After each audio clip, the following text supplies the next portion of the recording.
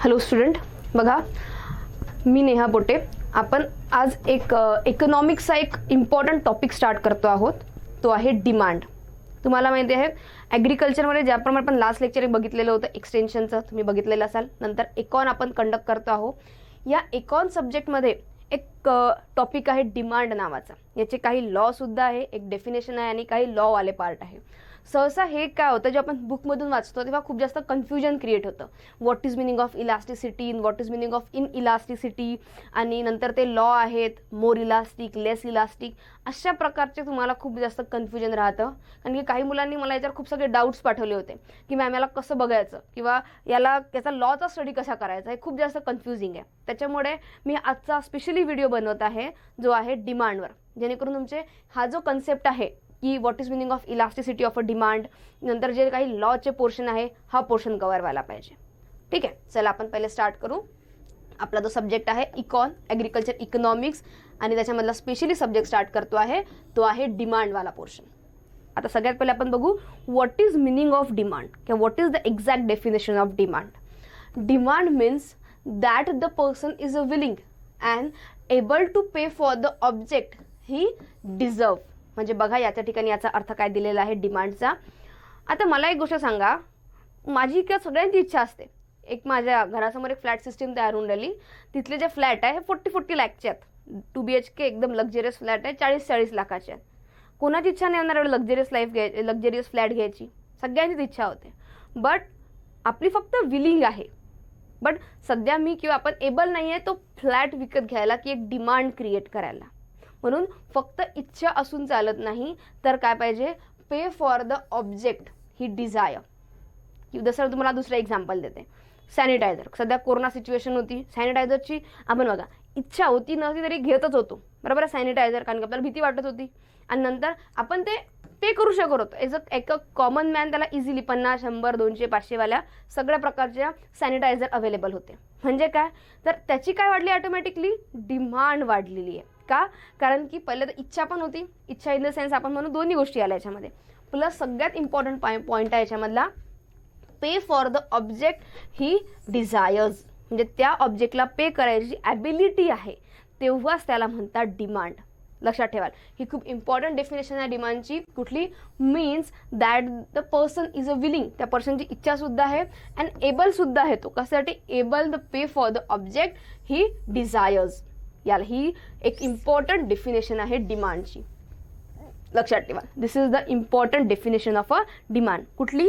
Means that the person is a willing, म्हणजे पर्सनची इच्छा सुद्धा आहे and able pay for the object he desire. आणि जो काही पर्सन आहे त्याची कॅपॅसिटी सुद्धा आहे ती ऑब्जेक्ट किंवा ती वस्तू विकत घ्यायची, तेव्हाच त्याला आपण म्हणतो डिमांड. तेव्हाच त्याला काय म्हणायचं, डिमांड. इथपर्यंत कळलं का? This is the definition of a demand. नंतर आता बघा याच्यामध्ये ना काहीतरी डिमांडचे हे काय, हे एक इम्पॉर्टंट पॉईंट्स बघणार आहोत आपण. बघा सगळ्यात पहिले तर इलास्टिसिटी ऑफ अ डिमांड. काय येतं? इलास्टिसिटी. आता एक वर्ड लक्षात ठेवाल, जेव्हा इलास्टिसिटी किंवा इलास्टिक एवढा वर्ड यूज करतो तेव्हा एक पण लक्षात ठेवा, काहीतरी चेंज होणार आहे. एक तर कमी होईल किंवा जास्त होईल. इतका पहिले एक कन्सेप्ट डोक्यात काढा, सॉरी डोक्यात टाका. कुठला? इलास्टिक म्हणजे कुठली तरी गोष्ट कमी किंवा जास्त होणार आहे, बरोबर. आता बघा सगळ्यात पहिला पॉईंट आहे आपला इलास्टिसिटी ऑफ अ डिमांड. कुठला पॉईंट आहे?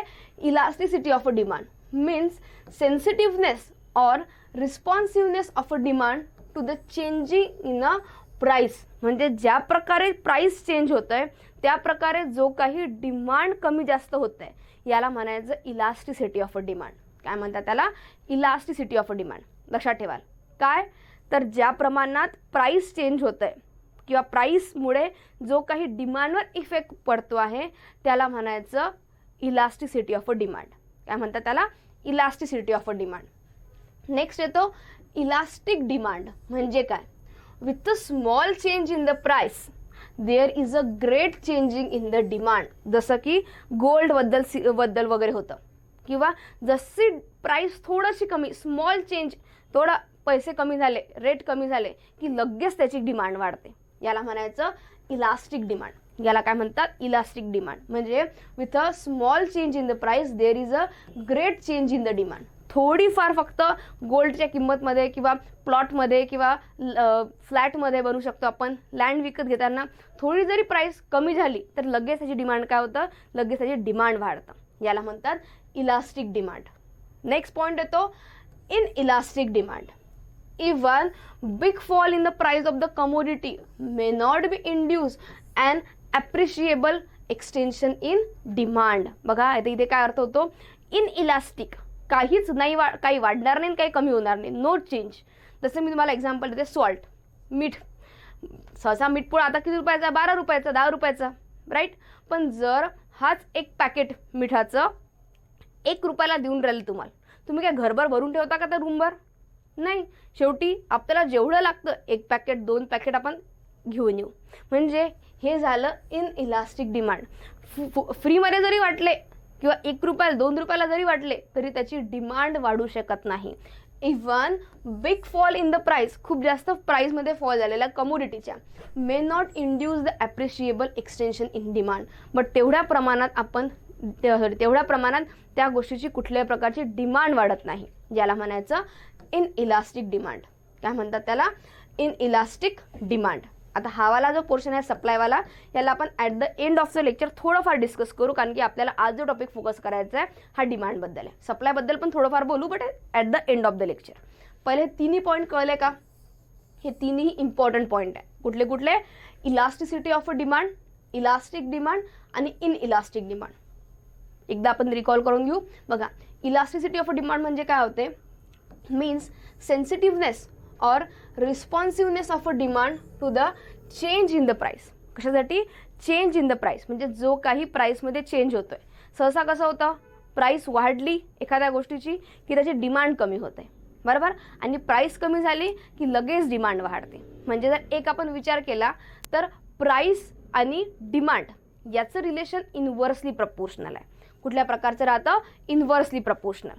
इन्व्हर्सलीचा अर्थ एक कमी झालं तर दुसरं वाढेल, दुसरं कमी झालं तर एक कमी जास्त होईल. याला म्हणतात इन्व्हर्सली प्रपोर्शनल. म्हणजे डिमांड आणि प्राइस याचं रिलेशन कसं आहे? याचं रिलेशन इन्व्हर्सली प्रपोर्शनल आहे. आणि जो काही चेंज इन द प्राइस सोबत डिमांडचं जे काही चेंज होते आहे त्याला म्हणतात इलास्टिसिटी ऑफ अ डिमांड. याच्यामध्ये 2 पॉईंट येतात. एक येतं इलास्टिक डिमांड, एक येतं इन इलास्टिक डिमांड. इलास्टिक डिमांडमध्ये काय होते? With a small change in the price. प्राइसमध्ये जसा स्मॉल चेंज झाला त्या प्रमाणात काय होतं? Great change in the demand. Demand change होऊन जाते. आता स्मॉल चेंज म्हणजे कमी होणंच नाही. जर कमी झाली तर लगेच डिमांड वाढतं, किंवा उलटं पण लक्षात ठेवू शकतो आपण, जशी प्राईस वाढली तशी लगेच डिमांड काय व्हायला लागतं? त्याची कमी व्हायला लागते. म्हणजे चेंज बघा, यांनी काय सांगितलं? फक्त कमी चेंज सांगितला का? नाही, स्मॉल चेंज. मग चेंज कुठल्याही प्रकारचा असू शकतो. प्राइस कमी होऊ शकते किंवा प्राइस थोडीशी वाढू शकते. त्याचा डायरेक्ट इफेक्ट कशावर होतो? ग्रेट चेंज इन द डिमांडवर. याला म्हणतात इलास्टिक डिमांड. नंतर inelastic. Inelastic means what? Even big fall in the price, खूप जास्त कमी झालेली आहे प्राइस. जसं मी सांगितलं सॉल्टचं एक्झाम्पल, 1 रुपीज 2 रुपीजला 1 पॅकेट ऑफ सॉल्टचं मिळतं आहे, बट तरी आपण त्याला घरभर भरून ठेवू शकत नाही. कारण की ते कसं आहे? ते होतं इन इलास्टिक डिमांडमध्ये. Even big fall in the price of a commodity may not induce or the appreciable extension in the demand. त्याच्यामध्ये कुठल्याही प्रकारचे आपण डिमांड वाढवू शकत नाही किंवा डिमांड वाढत नाही. याला म्हणतात इन इलास्टिक डिमांड. इथपर्यंत कळलं का? हे सर्वच्या हे तिन्ही पॉईंट इम्पॉर्टंट आहे डिमांडमधले. नंतर नेक्स्ट जो येतो हे येतात degree of elasticity of a demand. काय येतं? Degree of elasticity of a demand. आता याच्यामध्ये आपण एक एक लॉ बघणार आहोत. काय बघणार आहोत?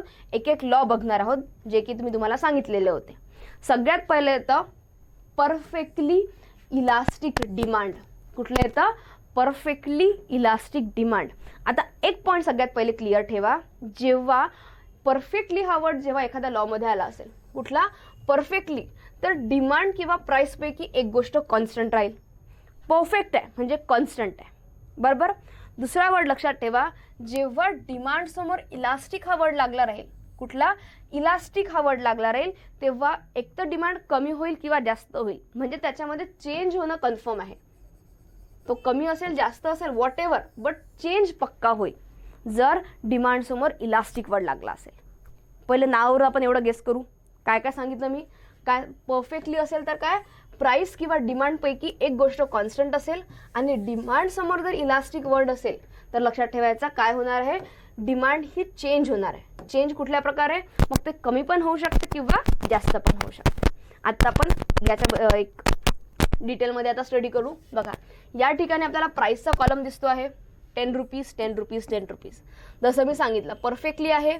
या ठिकाणी आपल्याला प्राइस कशी दिसते आहे, कॉन्स्टंट. आणि जशी प्राइस कॉन्स्टंट आहे त्याच्यासोबत बघा 10 रुपये 10 रुपये 10 रुपये 10 रुपीज 10 रुपीज. त्याच्यासोबत डिमांड काय झालेली आहे, पहिले 100 होती, नंतर 200 होती, नंतर 300 होती. वन ऑफ द एक्झाम्पल आपण सॅनिटायझर करू. सॅनिटायझरची डिमांड दिवसेंदिवस वाढत आहे वाढत आहे वाढत आहे एका कॉन्स्टंट प्राइसमध्ये. उलट पण होऊ शकतं, दोन्ही ॲरो मी शो केलेलं आहे. एक तर डिमांड वाढू पण शकते किंवा फॉर एक्झाम्पल कॉन्स्टंट प्राइसला डिमांड कमी पण होऊ शकते. तर या लॉला म्हणतात परफेक्टली इलास्टिक डिमांड. आता आपण ग्राफनुसार याला थोडंफार सर्च करू. बघा हा आहे वाय एक्सिस, हा आहे एक्स एक्सिस, बरोबर. याच्यामध्ये वाय एक्सिसवर आपण प्राइस शो केलेली आहे जी की कॉन्स्टंट आहे. नंतर आपण या ठिकाणी क्वांटिटेटिव्ह डिमांड आपण शो केलेली आहे. बघा 100 होती तेव्हाही 10 होती, 200 आहे तरी 10 रुपीजला 100. हे बघ ही जी लाईन आहे प्राइसवाली line which is a constant, ही कशी आहे, कॉन्स्टंट आहे. आणि या ठिकाणी हॉरिझॉन्टल आहे एक्स एक्सिसला. आता या ठिकाणी हा जो पॉईंट आहे याचं नाव आहे इलास्टिसिटी ऑफ अ डिमांड. काय नाव आहे याचं, इलास्टिसिटी ऑफ अ डिमांड. आणि हे साईन आहे इनफायनाईटचं. कशाचं, इनफायनाईटचं. आता तुम्हाला मॅडम याचा अर्थ काय होतो, आता इकडे लक्ष द्या. ही प्राइस कंटिन्युअसली या ठिकाणी काय राहणार आहे, कॉन्स्टंट. असं काही असतं, असं काही असतं तर वेगळी गोष्ट. या ठिकाणी आपण त्याला मेजर करू शकलो असतो मायनस प्लस झिरोमध्ये. या ठिकाणी ही जी कर्व आहे ही कशी आहे, कॉन्स्टंट आहे. आणि या ठिकाणी हे कितीही चेंज झालं डिमांड 400 200 100 पण याची प्राइसची कुठली गोष्ट चेंज होणार नाही, कॉन्स्टंट वेनी जाणार आहे. आणि याला आपण मेजर करू शकत नाही आहे. काही मेजर करू शकतोय का, नाही. म्हणून ही जी लाईन आहे इन्फायनाईट आहे, अनकाउंटेबल आहे. म्हणून अशा याला या पोझिशनला म्हणजे कुठल्या परफेक्ट इलास्टिक डिमांडला जी काही इलास्टिसिटी ऑफ अ डिमांड असते म्हणजे जी काही डिमांड आहे ही कशी आहे, इन्फायनाईट आहे, अनकाउंटेबल आहे. कशी आहे, इन्फायनाईट आहे. नंतर बघा Wien price is a constant, जेव्हा प्राइस कशी होती, कॉन्स्टंट होती. Price is a constant, change in the demand increases or the decreases. त्याच्यामध्ये काय झालं, एक तर डिमांड इन्क्रीज झाली किंवा एक तर डिमांड काय झालेली आहे, डिक्रीज झालेली आहे. नंतर horizontal or parallel to the X axis. जी प्राइसची कर्व आहे ही जी आहे ही कशी आहे, हॉरिझॉन्टल किंवा इलास्टिसिटी ऑफ अ डिमांड लक्षात ठेवा. सॉरी, इलास्टिसिटी ऑफ अ डिमांडची जी कर्व आहे ही हॉरिझॉन्टल आहे एक्स एक्सिसला. क्वेश्चन असा विचारला जातो की इलास्टिसिटी ऑफ अ डिमांडची जी कर्व आहे ही हॉरिझॉन्टल किंवा पॅरलल टू एक्स एक्सिस कुठल्या लॉनुसार किंवा कुठल्या डिग्रीनुसार राहतं, तर ते राहतं परफेक्टली इलास्टिक डिमांडनुसार. कशानुसार, परफेक्टली इलास्टिक डिमांडनुसार. आणि ईडी जो आहे हा कसा राहतो, इनफायनाईट राहतो. इथपर्यंत कळला का, हा आपला पहिला लॉ होता ज्याचं नाव होतं परफेक्टली इलास्टिक डिमांड. चला आपण हळूहळू पुढे बघू, नंतर तुम्हाला क्लिअर होईल. नंतर सेकंड बघा, सेकंड काय बघितलंय आपण, सेकंड बघतोय परफेक्टली इन इलास्टिक डिमांड. काय आहे, परफेक्टली इन इलास्टिक डिमांड. आता सगळ्यात पहिला हा पॉईंट बघा, परफेक्टली म्हणजे काय सांगितलं मी, या दोन पैकी कुठली तरी गोष्ट कॉमन असेल. म्हणजे बघा या ठिकाणी तुम्हाला काय कॉमन दिसतंय रे, डिमांड कॉन्स्टंट, डिमांड कशी दिसतंय, कॉन्स्टंट दिसतंय. नंतर इन इलास्टिक डिमांड. आता बघा याच्यासमोर काय वर्ड लावलेला आहे, इलास्टिक लावलेला आहे का, नाही, in elastic. Y in elastic, कारण की याच्यामध्ये कुठल्याही प्रकारचा चेंज होत नाहीये, कॉन्स्टंट आहे. म्हणून या ठिकाणी आपण इन इलास्टिक वर्ड यूज केलेला आहे. बट प्राइस चेंज होते, बट काय होत आहे, प्राइस चेंज होते आहे. याला म्हणायचं परफेक्टली इन इलास्टिक डिमांड. म्हणजे बघा जेव्हा प्राइस 10 रुपीज होती, 20 रुपीज होती, 30 रुपीज होती, डिमांड कॉन्स्टंट होती. डिमांड कशी होती, कॉन्स्टंट होती. डिमांड कमी झालेली नाही किंवा वाढलेली नाही, which is the constant in the nature. या ठिकाणी आपण मासचं एक्झाम्पल घेऊ. मासची किती प्राइस वाढली तर डिमांड कमी होत आहे का, डिमांड कॉन्स्टंट आहे, कारण ही सिच्युएशन तशी आहे. म्हणजे this is one of the example of a perfectly inelastic demand. डिमांडमध्ये कुठल्याही प्रकारचा चेंज होत नाहीये, जसं की प्राइस चेंज होत आहे. बघा demand constant, change in the price. Demand कशी आहे, कॉन्स्टंट आहे, बट प्राइस कशी होत आहे, चेंज. म्हणजे ज्या कंपॅरिझनमध्ये प्राइस चेंज होत आहे त्या कंपॅरिझनमध्ये डिमांडमध्ये कुठल्याही प्रकारचा अफेक्ट होत नाहीये. आता आपण याच्यामध्ये बघू ग्राफमध्ये. बघा, हा वाय एक्सिस आहे, हा एक्स एक्सिस आहे. याच्यावर ही प्राइसची कर्व आहे. पहिले 10 रुपीज, 20 रुपीज, 30 रुपीज, बरोबर. नंतर या ठिकाणी डिमांड कसं आहे, कॉन्स्टंट. म्हणजे आपण जेव्हा इलास्टिसिटी ऑफ डिमांडची कर्व काढू, ही कशी काढेल, व्हर्टिकल टू वाय एक्सिस. ही कशी निघते, व्हर्टिकल टू वाय एक्सिस. आणि इलास्टिसिटी ऑफ डिमांडमध्ये नो चेंज आहे, ना वाढत आहे ना कमी होत आहे. आधीच्या लॉमध्ये काय होतं, आधीच्या लॉमध्ये आपला इतकी कंटिन्युअस होती, आपण इतकी वाढत होती की याला काउंट करू शकत नव्हतो, म्हणून आपण याला इन्फायनाईट लिहिलेलं होतं. याच्यामध्ये तर कॉन्स्टंट आहे, नो चेंज आहे, म्हणून या लॉमध्ये जी इलास्टिसिटी ऑफ डिमांड आहे हे कसं असतं, 0. ED is equal to 0. आणि इलास्टिसिटी डिमांडची जी कर्व राहते which is vertical to Y axis, ही कशी राहते, वर्टिकल और पॅरलल टू वाय एक्सिस. कळलं का. This is the second law. याचं नाव आहे परफेक्टली इन इलास्टिक डिमांड. आता बघा थर्ड जे दिलेलं आहे हे आहे मोर इलास्टिक डिमांड. कुठलं आहे, मोर इलास्टिक डिमांड. आता या ठिकाणी लक्षात ठेवा, मोर हा वर्ड आहे, परफेक्टली आहे का, परफेक्टली जर असता तर कुठली तरी गोष्ट कॉन्स्टंट असती, पण तेवढी कॉन्स्टंट आहे का, नाही. इलास्टिक वर्ड आहे म्हणजे चेंज होत आहे. बघा 100 वरून 10 झाली. आता तुम्हाला वर्डवरून लक्षात येत आहे, बघा मोर. आता बघा या ठिकाणी काय झालेलं, जेव्हा 10 रुपीज प्राइस होती तेव्हा त्याची डिमांड होती 100 रुपीज. जशी प्राइस कमी झाली, 5 रुपये झाली, लगेच बघा 3 पटीने काय झालेलं आहे, डिमांड वाढलेली आहे. किती मोठा डिफरन्स आहे. म्हणून यांनी काय सांगितलं आहे, little change in the price. फक्त 5 रुपयाने प्राइस कमी झालेली आहे, म्हणजे little change in the price, more change in the demand. आणि डिमांडमध्ये खूप सगळा चेंज झालेला आहे. याला म्हणायचं मोर इलास्टिक. खूप जास्त डिमांड वाढलेली आहे, याला म्हणतात मोर इलास्टिक डिमांड. लक्षात ठेवाल, काय म्हणतात, मोर इलास्टिक डिमांड. आता बघा याच्यामध्ये वाय एक्सिसचं कर्व दिसतोय, एक्स एक्सिसची कर्व दिसतोय. या ठिकाणी बघा पहिले 5 रुपये होती, नंतर 10 रुपये प्राइस झालेली आहे. या ठिकाणी डिमांड 100, 200, 300 या प्रकारे आपल्याला दिसते आहे. आता याची जी कर्व आहे हे या प्रकारची निघते. म्हणजे जेव्हा 10 रुपीज जेव्हा 10 रुपीज प्राइस होती तेव्हा किती होती, तेव्हा होती 100 रुपीज. जेव्हा 5 रुपये झाली तेव्हा किती झाली, तेव्हा झाली 300 रुपये, बरोबर. तेव्हा झाली 300 एवढी डिमांड झाली. म्हणजे ही जी कर्व आहे ही कशी आहे, elasticity of a demand is greater than 1. हा पॉईंट लक्षात ठेवा. मोर इलास्टिक डिमांडमध्ये इलास्टिसिटी ऑफ अ डिमांड हा जो आहे हा कसा राहतो, मोर दॅन 1 राहतो.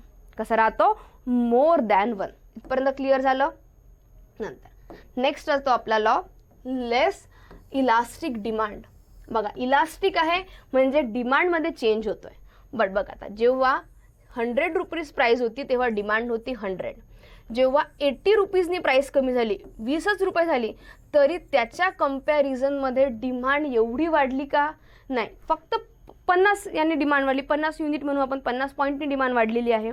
पण एक जर विचार करता आपण, जेवढी 80 रुपये कमी झालं डिमांड वाढायला हवी होती तेवढी वाढलेली नाही. मोर चेंज इन द प्राइस, प्राइसमध्ये किती मोठा चेंज झालेला आहे, बट त्या कंपॅरिझनमध्ये डिमांडमध्ये चेंज झालेला नाही. आता इलास्टिक वर्ड का वापरला, चेंज काही ना काही तर झालेला आहे ना, 50 युनिटनी का असो ना, चेंज तर झालेला आहे, म्हणून आपण या ठिकाणी इलास्टिक हा वर्ड यूज केलेला. बट प्राइसच्या मानाने एवढा या ठिकाणी चेंज झालेला नाही. लक्षात ठेवा.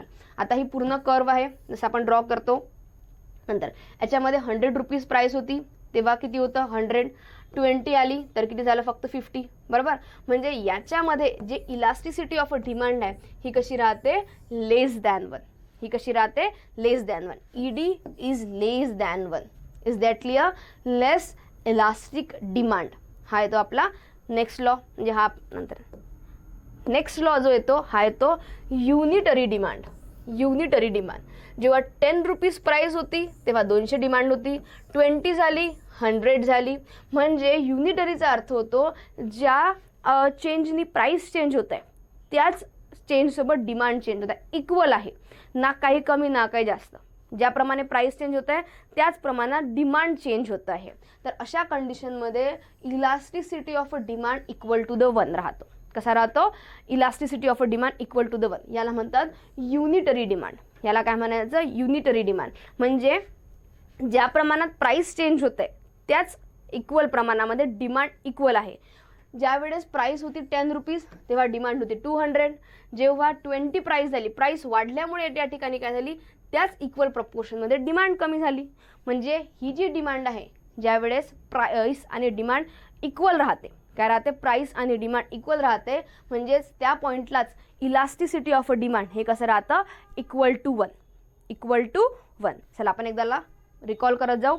इथपर्यंत जे होते हे इलास्टिसिटी ऑफ अ डिग्रीचे एक लॉ आपण थोडेफार बघितलेले आहे. आपण याला फास्टमध्ये रिकॉल करू. बघा, युनिटरी डिमांड याच्यामध्ये प्राइस आणि डिमांड इक्वल प्रपोर्शनमध्ये चेंज होतो, म्हणून याच्यामध्ये elasticity of a demand equal to 1 राहते. नंतर आपण बघितलं लेस इलास्टिक डिमांड, प्राइसमध्ये ज्याप्रमाणे जेवढा मोठा चेंज झाला तेवढ्या प्रमाणात डिमांडमध्ये चेंज नाही झाला, आणि तेव्हा इलास्टिसिटी ऑफ अ डिमांड ही किती राहते, लेस दॅन 1 राहते. नंतर मोर इलास्टिक डिमांडमध्ये स्मॉल चेंज इन प्राइस झाला, बट त्या कंपॅरिझनमध्ये डिमांडमध्ये खूप मोठ्या प्रमाणात चेंज झाला. तर अशा वेळेत ही जी कर्व राहते, ही जी कर्व आहे इलास्टिसिटी ऑफ अ डिमांडची, ही राहते मोर दॅन 1. ही कशी राहते, मोर दॅन 1. नंतर आपण बघितलं होतं perfectly inelastic demand, demand constant आहे, प्राइसमध्ये चेंज होतो आहे, आणि डिमांड कॉन्स्टंट असल्यामुळे जी इलास्टिसिटी ऑफ अ डिमांड आहे ही कशी राहतं, इक्वल टू द 0. आणि याची जी कर्व राहते ही कशी राहते, ही राहते व्हर्टिकल और पॅरलल टू वाय एक्सिस. आणि जो आपला फर्स्ट लॉ होता परफेक्टली इलास्टिक डिमांड, याच्यामध्ये प्राइस कॉन्स्टंट होती आणि त्या प्रमाणात जी डिमांड आहे कमी जास्त होत होती. याच्या वेळेस आपण एक डिमांड याला काउंट करू शकत नाही, म्हणून याला आपण इन्फायनाईट म्हटलं. ईडी कसं आहे, म्हणजे elasticity of a demand is a infinite. आणि याची जी कर्व आहे ही कशी आहे, पॅरलल और horizontal to the x axis. कळले का? हे डिमांडचे 5-6 खूप इम्पॉर्टंट लॉ आहेत. आय होप सो तुमचा या लेक्चरमध्ये हा जो डिमांडवाला पोर्शन आहे हा क्लिअर झालेला असेल. कळलं का? चला आपण एकदा फक्त सप्लायवाला तुम्ही तुम्हाला पोर्शन सांगितला होता, बट इन डिटेल नाही, त्याला आपण एक ओव्हरलुक करून घेऊ. What is meaning of supply? Means the quantities that the seller willing और able to sell at the price. Supply varies with the price. आता बघा सप्लायचा मिनिंग काय होतं. जसं मी तुम्हाला डिमांडमध्ये सांगितलेलं होतं की डिमांडमध्ये तुमची इच्छा पण पाहिजे ते घ्यायची आणि तुमची कॅपॅसिटी पण पाहिजे ती विकत घ्यायची, त्याला आपण डिमांड म्हणतो. आपण एक पॉईंट समजून की सप्लायचा अर्थ काय होतो. सप्लायचा अर्थ होतो एका गिव्हन मार्केटमध्ये गिव्हन टाईमला जो काही एखादा सेलर ती गोष्ट अफोर्ड करतो कन्झ्युमरला. आता या ठिकाणी एक पॉईंट लक्षात ठेवा, क्वांटिटी मॅटर करत नाही की तुम्ही दिवसभरात 500, फॉर एक्झाम्पल माझं टॉईजचं शॉप आहे आणि दिवसभरात मी 400 टॉईज सेल केलेले आहेत. It doesn't matter. तुम्ही कन्झ्युमरला किती ऑफर केले. मी कन्झ्युमरला 2000 टॉईज ऑफर केले, त्याच्यापैकी 400 सेल झालेत, तर हे 2000 क्वांटिटी हे सप्लायमध्ये मॅटर करते. कशामध्ये मॅटर करते? सप्लायमध्ये. की तुम्ही किती क्वांटिटीज किंवा किती कमोडिटी कन्झ्युमरला ऑफर्ड करत आहात त्याच्यानुसार सप्लाय असतो. Means the quantities that seller are willing, त्याची इच्छा आहे, आणि able to sell at the prices, त्याला म्हणायचं सप्लाय. त्याला काय म्हणायचं? सप्लाय. आता अजून एक पॉईंट लक्षात ठेवा सप्लायबद्दलचा. सप्लाय आणि प्राइसचं जे रिलेशन आहे, कुठलं? सप्लाय आणि प्राइसचं जे रिलेशन आहे हे डायरेक्टली प्रपोर्शनल असतं. इथे मी लिहिते हे सप्लायच्या बाबतीत आहे, प्राइस, ठीक आहे, आणि सप्लाय याचं रिलेशन जे राहतं हे डायरेक्टली प्रपोर्शनल राहतं. डायरेक्टली प्रपोर्शनलचा अर्थ समजून घ्या. जेव्हा प्राइस वाढते तर आपली काय इच्छा होईल, फॉर एक्झाम्पल आपण एक शॉपकीपर आहे, प्राइस वाढली तर काय होतं, प्रॉफिट जास्त होतो, म्हणून आपण त्याचं सप्लाय जास्त करतो, जास्त लोकांना कन्व्हिन्स करतो ते गोष्ट विकत घ्यायसाठी. लक्षात ठेवा, जास्त काय करतो आपण, त्याला कन्व्हिन्स करतो लोकांना विकत घ्यायसाठी, म्हणून आपण त्याला म्हटलेलं आहे की सप्लाय आणि प्राइसचं रिलेशन हे डायरेक्टली प्रपोर्शनल राहतं. इन केस त्याची जर प्राइस खूप जास्त कमी झालेली असेल तर आपण त्याला अफोर्ड करायला थोडं कमी करतो, कारण त्याच्यामध्ये प्रॉफिट कसा होऊन जातो, कमी होऊन जातो. म्हणून सप्लाय आणि प्राइसचं रिलेशन हे डायरेक्टली प्रपोर्शनल आहे. म्हणजे प्राइस वाढली सप्लाय वाढेल, प्राइस कमी झाली सप्लाय कमी होईल. बट डिमांड आणि प्राइसचं जे रिलेशन राहतं हे मॅक्झिमम टाइम इनव्हर्सली प्रपोर्शनल राहतं. मॅक्झिमम कंडिशनमध्ये, काही एक्सेप्शन आहे जसं की सॉल्ट, बट मॅक्झिमम कंडिशनमध्ये हे कसं राहतं, इनव्हर्सली प्रपोर्शनल. प्राइस कमी झाली डिमांड वाढेल, प्राइस वाढली डिमांड कमी होईल. लक्षात आलं? हे 2 कन्सेप्ट आहे. प्राइस आपण सप्लायबद्दल थोडा मी शॉर्टमध्ये डिस्कस केलेला आहे, बट आय होप सो तुम्हाला कळलं असेल. बट डिमांडबद्दल आणि डिमांडच्या लॉबद्दल आपण इन डिटेल डिस्कशन केलेलं आहे. इथपर्यंत कळला. हा इकॉनॉमिक्सचा एक इम्पॉर्टंट टॉपिक आहे जो आपण आज बघितलेला आहे, तो आहे डिमांड. ओके, चला आता आपण नेक्स्ट लेक्चरला भेटूया. थँक्यू.